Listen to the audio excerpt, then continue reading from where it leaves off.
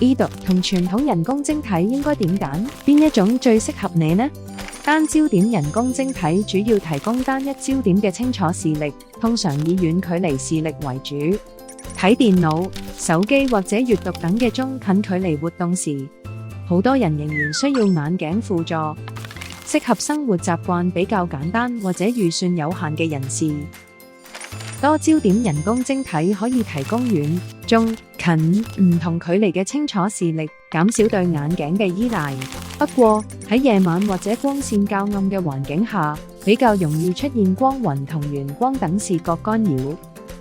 Edo 延展景深人工晶體係透過延展焦距技術，提供遠同中距離嘅無縫連續視覺，過渡更加自然，亦較少出現光暈同眩光。如果你重視生活質素，重視中距離視力，經常有夜間活動，或者係對光線干擾比較敏感嘅人士，又唔想被夜間眩光困擾，Edo 就係比較合適你嘅選擇。冇最好嘅晶體，只有最啱你嘅方案。而家就預約專業評估，先由眼科醫生詳細評估，根據你嘅用眼需求制定最啱嘅方案。